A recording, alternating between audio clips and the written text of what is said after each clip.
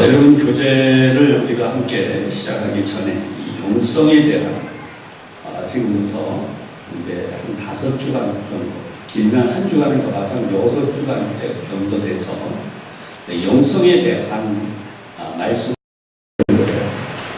여러분 예수님의 용성, 교제를 여러분들에게 오늘은 좀 그동안에는 다 기록을 해드렸는데요.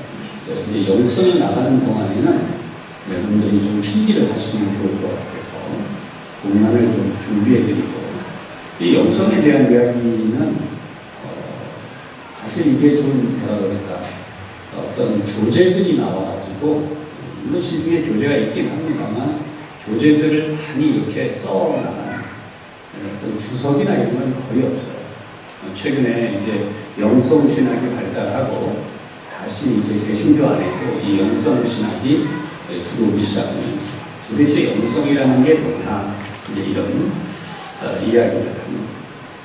이 영성에 대해서 우리가 굳이 이렇게 생각을 해야 되는 가장 큰 이유가 뭘까? 여러분, 그것은 다른 것이 아니라 하나님의 뜻을 분별하는 데 있다는 거죠. 그리고 우리가 하나님을 얼마나 잘 아느냐, 하나님의 뜻을 아는 데 있어요. 여러분, 굉장히 유명한 책이, 유명했던 책이 있었죠. 한 번씩은 우리 예수 믿는 이들이 읽어봤을 책들, 또 읽지는 않아도 제목은 다 한 번씩 들어봤을 만한 책이 있는데, 필립 얀시 목사님이 쓴 유명한 책, 탄식하고 그러면서 내 안에 하나님이 없다, 이죠. 이 책 속에는 굉장히 서로부터 강력한 문제 제기를 해요. 뭐냐면, 우리가 왜 하나님의 복을 제대로 못 받고 하나님의 뜻을 제대로 실천하지 못하고, 그렇게 우리가 하나님의 사랑 안에 살지 못하는가, 거기에 대한 이야기를 해요. 그래서 가장 큰 서두의 표제가 그거예요. 왜 하나님은 좀 더 분명하고 명백하게 자신을 드러내시지 않는가? 이 책의 38쪽에 나오고 있는 전체의 내용을 가지고 가서 터뜨리는 바로 그런 내용입니다. 왜 하나님은 나에게 명백하게 드러내시지 않느냐? 사실 오늘 이 자리에 여러분들이 앉아서 계십니다만, 만약에 이 자리가 그냥 토론의 장소라면 아마 말씀들이 많을 거예요.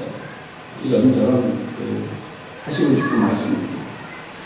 근데 사실 하나님의 섭리와 임재라고 하는 것은요, 이 책의 결론까지 끌고 가면서 우리에게 알려주는 중요한 이야기는 그거예요. 오히려 하나님을 의심하고, 그리고 담담하고 고통스러운 상황들이 우리에게 전개되는데, 그때 하나님이 어디 계시는지, 정말 하나님이 내 안에 계시는지 의심이 일어나고 어렵지만, 그러나 그런 속에서 믿음이 자라나고 있다. 그래서 이 믿음이 자라나는 결과로 우리가 가져야 되는 것, 우리가 가지는 회의, 의심이라고 하는 것이 그렇게 부담스러운 것으로서가 아니라 믿음이라고 하는 것의 중요한 뼈대가 됩니다.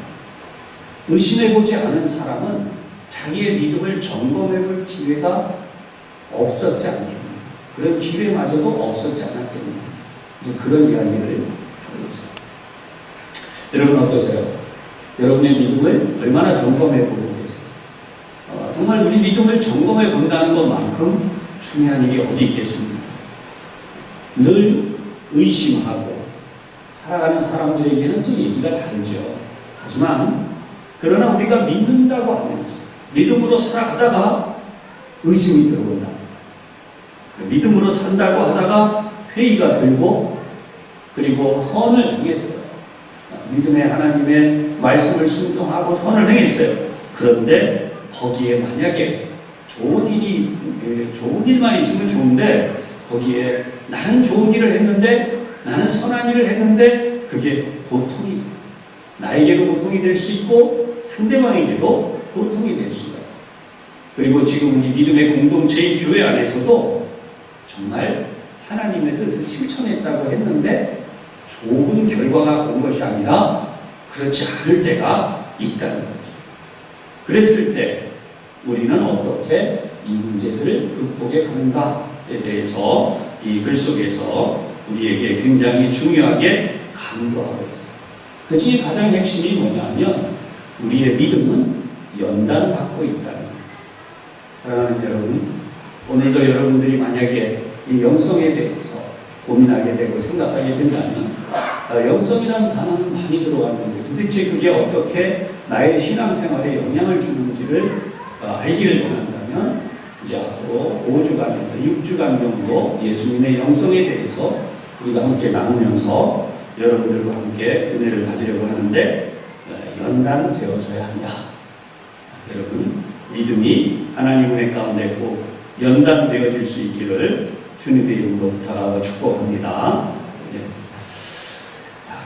예수님에 대해서 우리가 많이 이야기를 하는데 예수님은 우선 오늘 여러분들과 나누려고 하는 가장 큰 주제, 영성, 예수님의 영성의 가장 큰 주제. 첫 번째는 낮아짐의 영성. 우리가 낮아진다. 여러분, 한국 사회가 지금 몸살을 앓고 있죠. 뭐 뉴스를 보면 뭐 정계도 그렇지만 경제계 또 여러 다 마찬가지예요. 가장 지금 어려움이 뭐냐면 사회 속에 그렇게 이야기하잖아요. 갑질이라고 하는 그 내용을 계속해서 부각시켜서 이야기를 하려고 하죠. 여러분, 이 갑질이라고 하는 것이 사실 이게 좀 문제가 많은 얘기죠. 그런데 이걸 한 번에 해결할 수 있는 성경적 대안은 딱 하나예요. 낮아진다는 거죠. 우리 모두가 낮아지면 모든 문제가 해결이 되는 거예요. 여러분, 쉽게 받아들여지지 않으세요? 낮아진다. 낮아지는 영성. 내가 다른 사람에게 시키기 전에 내가 하면 돼. 다른 사람에게 내가 눈을 부릅뜨기 전에 나를 돌아보고, 그렇죠? 그리고 내가 다른 사람들에게서 뭔가를 받아내려고 하는데 정말 나는 남에게 그렇게 준 적이 있나? 라고 하는 것을 생각해보고, 그래서 우리 자신이 우리를 돌아보면 이 모든 문제들이 너무나도 수월하게 풀릴 수 있잖아요. 가장 중요한 영성이 우리가 낮아짐의 영성, 예수님처럼. 예수님은 어떤 모습이셨나? 아예 본문은 여러분들이 찾아다니기가 번거로우셔서 찾아드려놨어요. 빌립보 2장 5절로 8절의 내용이죠. 우리 같이 한번 공독해 보십시다. 시작. 너희 안에 이 마음을 품으라. 곧 그리스도 예수의 마음. 그는 근본 하나님의 본체시나 하나님과 동등됨을 취할 것으로 여기지 아니하시고 오히려 자기를 비워 종의 형체를 가져 사람들과 같이 되었고 사람의 모양으로 나타나셨으며 자기를 낮추시고 죽기까지 복종하셨으니 그 십자가에 죽으십니다. 아멘. 사실 이 나중에 십자가의 영성에 나올 내용이지만 여기 좀 미리 인용을 했는데요. 하는 내용들이 좀 이렇게 교차되어져요.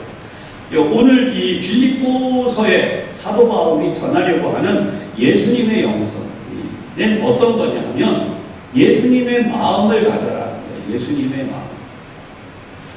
여러분, 어떤 분들이 그러시더라고요. 목사님, 예수님처럼 마음을 가지면요 도저히 사업을 할 수가 없어요. 왜 그러냐 했더니 상대방 어려운 거 보면 내가 받아야 될 돈 제대로 받을 수 없고 또 상대방이 또 나만 아니라 다른 사람들이 힘들어하는 걸 보면 내가 그 일을 따와야 되는데 내가 그 일을 따기 위해서는 그 사람들을 다 제껴야 된다는 거죠. 왜냐하면 불쌍하다는 거예요. 나만 불쌍한 게 아니라 그 사람들도 불쌍하니까 이게 쉬운 일이 아니다. 이해해요. 그분의 말씀도. 경쟁사회 속에서는 얼마든지. 그러나 우리가 가져야 되는 매우 중요한 일이 있습니다. 그것은 우리 모두가 열심을 다해 살아야 하는 거예요. 만약에 그런 논리로 가기 시작하면 그건 또 한쪽으로 치우치는 일이 생기게 되겠죠. 그래서 지금 그 기독교 안에도요, 시한부 종말론에 대한 교단들이 있습니다. 우리 교단은 좀 덜한데 타 교단에는 이 치안도 정말 다시 말해서 그리스도께서 곧 오시는데 뭐 하고 있냐? 빨리빨리 전도하고 빨리빨리 교회를 채우고 빨리빨리 좀 뭐 이렇게 다 해야 되지 않냐? 맞는 말이기도 하지만 거기서 오는 부작용도 있다는 거예요. 여러분 과거에 우리 많이 겪어봤는데 그럼 여기서 우리가 가져야 되는 예수님의 마음이 뭐냐라고 하는 것을 이 시간 조금 깊이 생각하고 다음 단계로 가려고 6절에 보면 이 설명이 나오죠. 그는 근본이 뭐냐 하면 하나님의 본체였다. 하나님과 같았다라고 하는 거죠. 하나님 자신이었다는 이야기예요. 하지만 어떻게 하느냐? 7절에 자기를 낮췄다라고 하는 것을 비웠다라고 하는 표현을 씁니다. 그러한 마음을 비웠다는 거예요. 뭐 이게 꼭 그런 예가 될 수는 없을 수도 있어요. 하지만 좀 그런 예를 가질 수 있어요.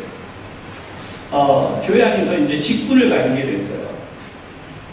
직분을 가지게 됐는데 이게 원칙은 직분이 뭐예요? 섬기는 거라고 이야기하죠. 근데 우리의 이중성을 좀 볼 필요가 있어요. 만약에 내가 직분을 정말 섬기는 것으로 여겼다면 내가 이 직분을 맡은 다음에 다른 사람보다 배나 수고를 해야 돼요. 그렇지 않나요? 배나 수고를 해야 돼요.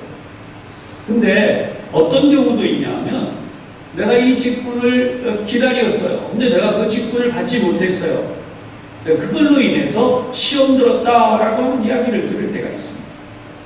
여러분들도 아마 한 번씩 다 들어보시고 경험도 해보셨을 수 있어요. 여러분 직분이 시험들 문제라면 만약에 내가 그걸 해야 되는데 그 직분을 내가 받아야 되는데 안 받았다라고 하는 생각을 만약에 그런 것 때문에 내가 섭섭하고 서운하고 그래서 시험에 들었다면 여러분 이건 뭔가 지금 오늘 본문과 보면 이 영성의 문제가 심각하게 생기기 시작했다.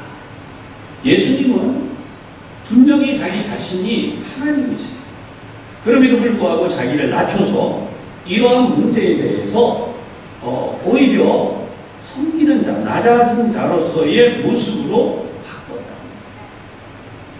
여러분 우리가 직분이 낮다 높다라고 하는 말을 표현하는 자체도 한 10년 전까지는 괜찮았어요. 20년 전에는 당연했어요. 그러나 수년 전부터는 직분이 높다 낮다라고 하는 말을 하는 자체가 이게 좀 뭔가 문제가 있다라고 하는 이제 일들이 서로 이야기가 해요. 그러나 우리가 알아야 되는 것이 있죠. 오늘도 우리 장로님들이 나오셔서 찬양했어요. 그러면 이제 이럴 수 있습니다. 장로라는 직책이 섬기는 직책이다. 그거 맞아요. 그런데 예를 들어서 교회에 다른 직분을 가진 분들이 있어요. 근데 이제 이렇게 이야기가 나오는 거죠. 장로님들이 섬긴다면서 우리보다 더 낮아야 되지 않냐? 우리가 하자는 대로 다 하고 시키는 대로 우리가 하는 대로 따라주는 것이 섬기는 거 아니냐? 여러분 이렇게 논리를 펴서 가면 이건 심각해집니다. 예수님이 지금 하신 방식을 우리가 정말 가만히 생각해야 돼요. 아까 말씀드린 것처럼 우리가 높아진다고 하는 개념, 다른 사람을 다스린다고 하는 개념, 다른 사람의 위에 내가 선다고 하는 개념이라면 지금 똑같이 이런 어떤 내가 정말 올라간다고 하는 개념으로 생각을 해요. 근데 시험 들 수 있죠. 그러나 오늘 여기 성경을 보면 이 하나님과 동등됨이 아니라 어떻게 하느냐? 오히려 자기를 비워, 자기 자신을 비우고 종의 형체라고 하는 것은 사람의 모습을 가르쳐요. 사람이 계셨다는 거예요. 그래서 사람들과 같이 되었고 하나님이 다스리는 존재가 인간입니다. 하나님의 복을 받아야 되는 존재가 인간. 또 오늘도 우리가 이런 모습을 생각하면 어떻게 돼야 된다고 지금 이 성경이 말씀하는 거냐면 내가 다른 사람을 다스리는 자로서가 아니라 하나님의 뜻을 복종하는 겁니다. 여기서 분명하게 설명을 해야 돼요. 여러분 여기 보십시오. 8절에 자기를 낮추시고 죽기까지 복종하셨으니 그 십자가에 죽으십니다. 아멘. 여러분 예수님이 십자가에 못 박혀 죽는 것이 그러니까 낮아지고 인간이 되는 것이 하나님의 뜻이에요? 사람의 뜻이에요? 답이 지금 요할 수 있어요.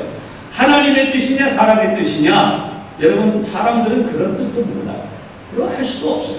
그게 하나님의 뜻이었어요. 사람이 되고 낮아지는 게 하나님의 뜻이었어요. 그럼 아까 앞에 말씀드린 질문드린 것처럼 예수님이 십자가에 죽으시는 것이 하나님의 뜻이냐 사람들의 뜻이냐? 여러분 그때 당시에 두 가지 형상을 볼 수 있죠. 유대인 지도자들의 뜻이 맞아요. 그거는 예수님이 십자가에 죽게끔 되어 있는 것은 그들이 세운 계획과 노력이기 때문에 그렇게 죽는 게 그들의 뜻이 맞아요. 그러나 그보다 더 위에 뭐가 있어요? 하나님의 뜻이 계셨죠. 그 하나님의 뜻이 이제 나중에 우리가 다시 배우게 될 인류를 구속하고 구원하시는 대속죄물로서의 예수님의 모습이다 라고 하는 거예요. 그러니까 알고 보면 뭐예요?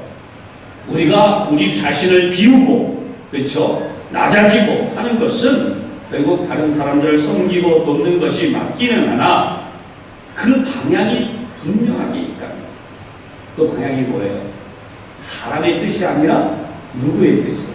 하나님의 뜻이다. 할렐루야. 굉장히 중요한 사실을 오늘 여러분들이 하신 겁니다. 그러니까 우리가 무턱대고 낮아져라, 섬겨라, 교회에서. 근데 우리가 항상 생각해 봐야 되는 건 사람의 뜻이 아니라 무엇이라고요? 하나님. 이것이 하나님의 뜻을 세우는 것이냐? 하나님의 뜻을 이루는 것이냐? 거기에 우리의 관심입니다. 그리고 내 마음이 그렇게 가야 돼요. 하나님 앞에서 그렇게 내 행동을 해요. 여러분 오늘 말씀 속에서 이런 하나님의 은혜 속에 믿음으로 분명히 믿음의 길을 가시기를 다시 한번 주님의 이름으로 부탁하고 축복합니다. 그 다음에 우리가 이제 시작할 때 보았던 말씀이 아무든지 나를 따라오려거든 자기를 부인하고 그렇죠? 날마다 제 십자가를 지고 자기를 부인하고 제 십자가를 지고 나를 따를 것입니다. 저는 많이 외웠어요. 다 알아요. 이 말씀 모르는 사람이 없어요. 그죠? 근데 사실 우리가 하루에 이 말씀을 실천할 기회가 몇 번이나 있겠는가? 반대로 질문을 해볼게요. 이 말씀 때문에 내가 정말 감당이 안 되는 때가 몇 번이나 있을 것인가? 네, 상당히 많이 있어요. 저나 여러분이나 항상 이 말씀을 부딪히면 날마다 회개할 거리밖에 없죠. 그리스도인이 몇 가지 일어난 일 중에 하나가 자신감을 잃어버리는 거예요. 여러분 너무 교만해도 안 되지만 너무나 이 믿음에 대해서 자신감을 잃어버려도 안 돼요. 아침부터 저녁 때까지 수첩에다 기록했어요. 똑같은 상황이 벌어졌는데 내가 말씀을 실천했다. 동그라미. 말씀을 실천하지 못했다. X표. 이래가지고 하루 종일 써봤더니 말씀을 실천한 것보다 실천하지 못한 게 더 많았어요. 어떻게 돼요? 자신감이 내려가죠. 믿음에 대한 자신감이 없어요. 늘 얘기하면 안 하는 믿음이 없어요. 근데 여러분 이런 식으로 표현하고 그렇게 가서는 안 됩니다. 우리는 항상 하나님을 중심으로 한 부분에서 내가 하나님의 뜻을 이루었는가로 오늘 이 말씀을 생각하면서 한번 돌아가 봐줘야 됩니다. 자기를 부인하는 일이 얼마나 힘들어요. 여러분 자신이 내가 이 자리에 가야 돼. 내가 저 자리를 차지해야 돼. 세상은 다 그렇잖아요. 그죠? 내가 그 자리에 올라가야 돼. 그러나 예수 믿는 사람은 그렇지 않아요. 그 자리를 놓고 기도하는 거죠. 내가 하나님의 뜻이 합당하면 내가 거기에 가는 거고 하나님 보실 때 내가 합당하지 않으면 나는 그 자리를 안 가도 어떻게 돼요? 시험 들 일이 없고 감사한 일이 있는 거예요. 할렐루야. 여러분 그래서 신앙생활은 감사와 기쁨이 있어야 된다. 여러분 교재에다가 써놓으시면 좋겠어요. 거기에 자신감을 잃어버리는 게 아니라 뭐예요? 감사와 기쁨이 항상 존재해져야 된다. 하나님 앞에서의 감사, 감격, 기쁨. 네, 이것이 자기를 부인한 사람, 그리고 날마다 십자가를 지고 가는 사람에게 오는 행복함입니다. 근데 주님은 이렇게 하지 않으면 우리에게 경고하신 게 있어요. 교재에는 제가 성경 본문을 안 썼습니다만, 아까 우리가 함께 본 부분, 누구든지 제 목숨을 구원하고자 하면 잃을 것이요 누구든지 나를 위하여 제 목숨을 잃으면 구원하리라. 이제 이 순교자의 영성으로 넘어가는 부분인데요. 우리가 하나님을 중심으로 산다고 하는 것은 내 목숨까지도 하나님을 위해 내놓을 수 있어야 돼요. 여러분 그럴 때 비로소 내가 진짜 그리스도인이 되는 거죠. 그리스도인도 가짜가 있냐 진짜가 있냐, 그러니까 그것도 그렇게 뺑논리처럼 논하면 안 돼요. 하나님은 우리 모두를 구원하시기 위해서 독생자 예수님을 보내셨어요. 그런데 여기서 주님이 경고하시려고 하는 건 뭐냐면 가룟 유다가 했던 실수가 있어요. 그게 뭐냐면 똑똑하게 할 일을 잘했지만 그러나 하나님의 뜻을 따라가기보다는 자기 뜻을 따라가니까 어떻게 돼요? 그것이 무너지고 마는 삶이 됐죠. 그러니까 여기도 하나님의 뜻을 따라가지 않으면 그럴 수 있다라고 하는 것을 명백히 경고해 주십니다. 오늘 여러분 이 시간이 지나가면 이 말씀을 배우기 전보다 여러분 하나님 앞에 진정한 순종을 복종, 단어가 그렇죠. 복종, 진정한 순종을 복종으로서 하나님 앞에 여러분을 드릴 수 있기를 바라고, 그리고 여러분 자신을 날마다 부인하면서 하나님의 뜻을 이루기 위해서 힘써가시는 우리 모든 성도님들이 되시기를 주님의 이름으로 부탁하고 축복합니다. 그 다음에 이제 나와 있는 부분, 누가복음 2장에 있는 부분으로 올라가겠습니다.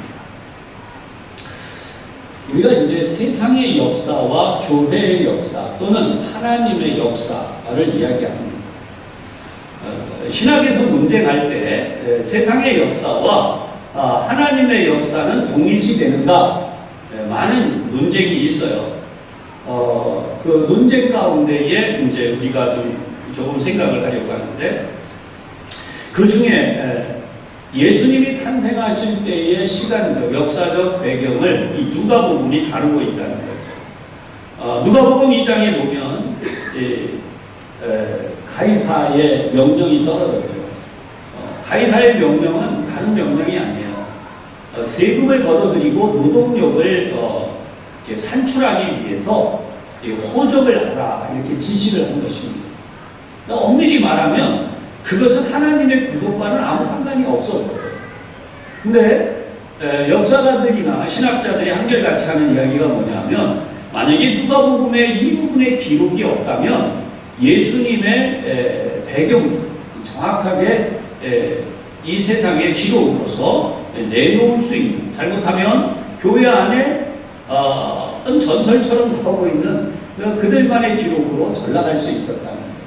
그러니까 정확하게 로마의 기록에 뭐가 있느냐, 바로 이 부분입니다. 이때 당시에 예수님이 탄생하십니다. 이때가 뭐예요? 노동력 때문에 이렇게 했는데, 그것 때문에 예수님은 마리아가 어디를 올라가게 돼요? 4절에 우리 본 대로 요셉도 다윗의 집 족속이므로 갈릴리 나사렛 동네에서 유대를 향하여 베들레헴이라 하는 그 다윗의 동네로 올라가게 되었다. 거기에 갔다가 어떻게 됐다고요? 그 약혼한 마리아와 함께 올라가서 6절 거기 있을 때 그때에 라고 나와요. 그리고 해산할 날이 차서 첫 아들을 낳아 강보로 싸서 부유에 뉘었으니 이는 여관에 있을 곳이 없습니다.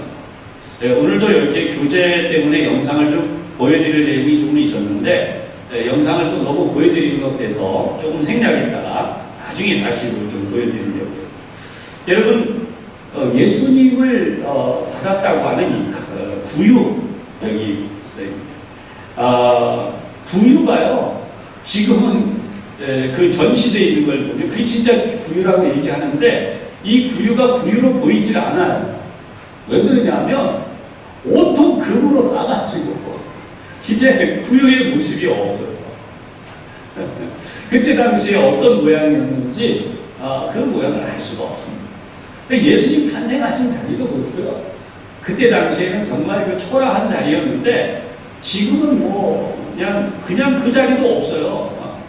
계속 쌓아 올리고 그 위에다 다시 짓고 또 막 이래서 예수님이 그 고난 당하신 자리도 그렇지만 전부 다 물론 성지순례를 가면도 감동이 있고 그 자리라는 걸 알게 됐지만 엄청나게 높이 올려져 있어요. 덮고 위에 세우고 이래서. 하지만 우리가 지금 이 부분을 좀 한번 보자고요. 여관에 있을 곳이 없습니다. 그러니까 하나님은 아들 독생자 예수님을 보내셨을 때에 정말 좀 뭔가 이렇게 좀 부어주셔야 되지 않나요? 예를 들어서 요셉과 마리아, 성경을 보면 굉장히 가난해요. 그러니까 이제 하나님이 보실 때 그 가정에 예수님을 입양을 시킨 거 아니에요. 보내셨잖아요, 그죠? 그러니까 보내면 하나님이 거기에 이제 돈을 좀 두둑히 보내주시는 거죠. 양육비, 예수님의 양육비다 해가지고 하나님께서 막 없던 집도 막 지어주시고 일거리도 365일 주시는데 이왕이면 무슨 일거리? 조금만 일해도 돈이 잘 되는 일거리로 하나님이 몰아주시고 그 다음에 요셉과 마리아가 살아가는데 정말 필요한 건 다 그냥 무조건 막 주시는 거예요.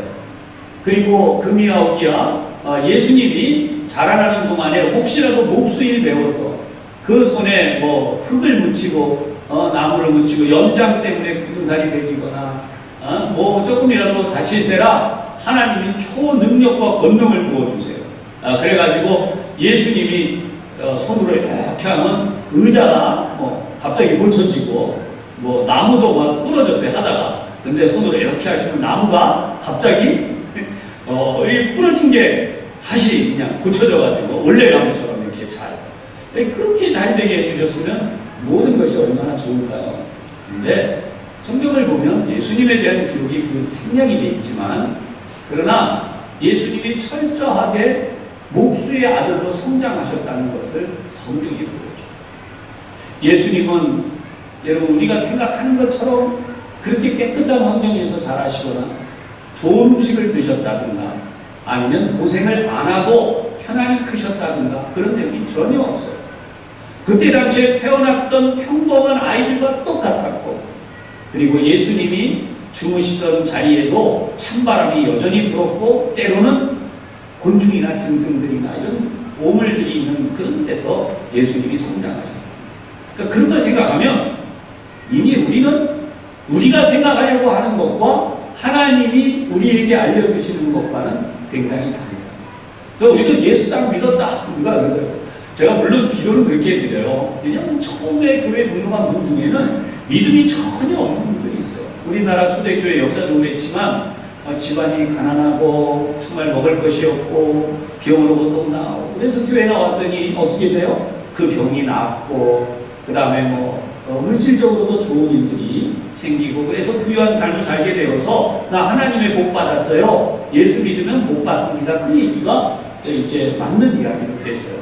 하지만 성경을 보면 예수님이 태어나셔서 마리아와 요셉에게 물질적으로 풍성해졌고 특별히 그런 얘기들이 없어요. 성경에는. 다 중요한 건 뭐예요?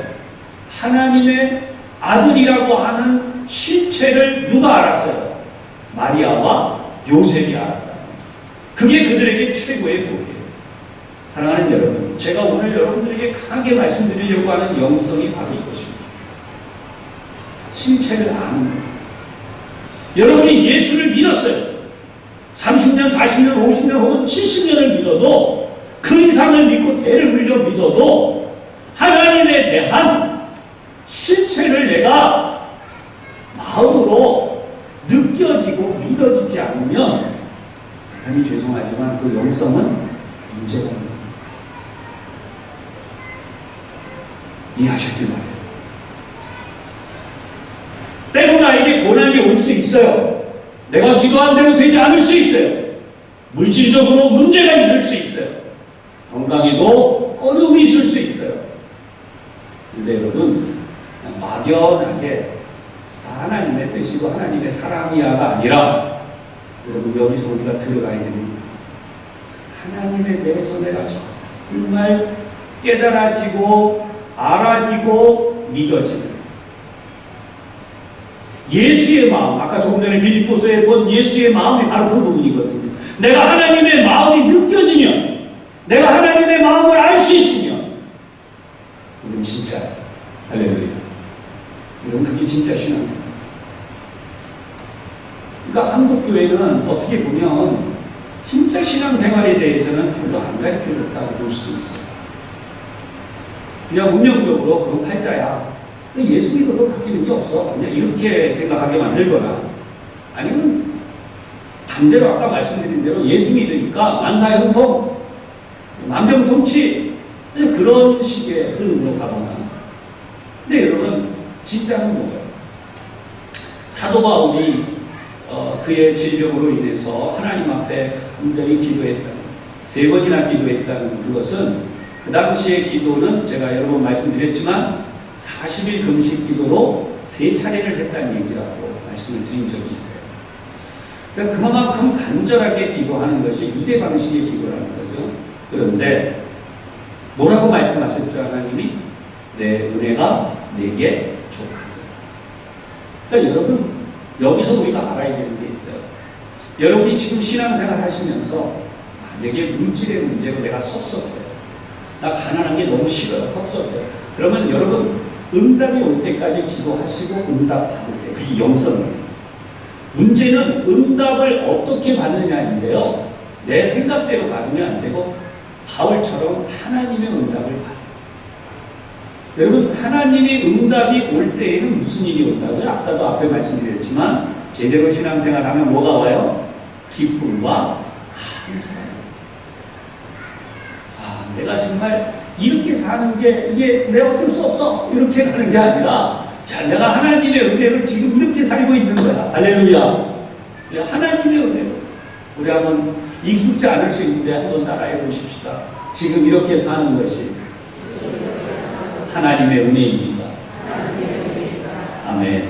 네, 여러분 중에 마음속에 뭐야 내가 아직 몸도 좀 이렇게 좀 불편하고 경제적으로도 넉넉지 않고 뭐 내가 이 어려운 옆에 뭐가 내가 하나님의 은혜야 이 속에 이런 게 있을 수 있어요. 여러분 그러면 그 문제를 하나님 앞에 가지고 나가세요. 그게 기도하는 거예요. 그러면 거기에 하나님의 응답이 네, 그때 내 삶이 기쁨이 있고 감사가 있고 감격이 있는 거예요. 그러니까 우리가 이런 게 안 되면 계속해서 내가 신앙생활을 잘 하는 건지 아니면 내가 제대로 믿음생활을 하는 건지 이게 뭐 왔다 갔다 하는 생각입니다. 그리고 그런 생활이 오래되면 뭐가 없어질까요? 확신이 없어져요. 신앙의 확신이 없어져요. 그래서 무슨 학문처럼 되고 어디 단체에 가서 어떤 단체 생활하는 것 같이 그렇게 돼버립니다. 그러면 계속 우리 한번 본문을 보도록 하겠습니다. 자, 첫 아들을 낳아서 강도로 싸서 니었다. 아까 하나님이 물질적으로 좀 넉넉하게 비단 모자기도 주시고만 갑자기 강도가 비단 모자기가 되었다는 거죠. 네, 지금 성지순례를 가보면요. 제가 지금 안타까워하는 것 중에 하나가 뭐냐면 이 동방종교를 비롯해서 로만 가톨릭 아까도 설명을 드렸지만 구유를 금으로 막 싸고 그게 무슨 의미가 있는 거냐? 성물이라고 하는 게 성물이 된 거예요. 사랑하는 여러분, 그게 물건이 거기 그 구유가 중요한 게 아니에요. 무엇이 중요한 거예요? 예수 그리스도. 거기에 태어나신 아기 예수님이 중요한 거예요. 강보 그거 중요한 거 아니에요.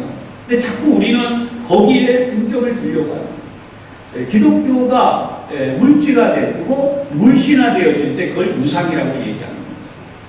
그래서 예수님이 태어나셨는데 중요해요. 거기 주님이 나셨으니까. 그러나 거기에 있는 금덩어리가 아니에요.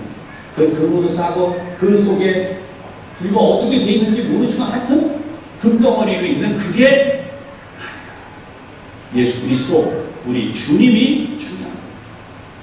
오늘도 하나님이 우리에게 주시는 중요한 메시지가 계속 여기 나와요. 자, 보세요. 8절입니다. 형편이 어려워서 그렇게 했는데 8절 그 지역의 목자들이 밤에 밖에서 자기 양떼를 지키더니 자기 본분을 하고 있는 사람들이죠. 9절 주의 사자가 곁에 서고 주의 영광이 그들을 두루비침에 크게 무서워하는지라. 이건 현상이에요. 10절 천사가 이르되 무서워하지 말라. 내가 온 백성에게 미칠 큰 기쁨의 좋은 소식을 너희에게 전하노라. 이게 메시지의 시작이죠. 메시지의 핵심이 이제 나옵니다. 오늘 다윗의 동네에 너희를 위하여 구주가 나셨으니 곧 그리스도 주시니라. 아멘. 이게 핵심 메시지. 그러니까 예수님이 어떤 이유로 이 세상에 오셨느냐라고 하는 것은요, 구주라는 거죠. 세상을 구원할 구주. 그런데 그가 어디에? 다윗의 동네에. 무엇 때문에? 너희를 위하여.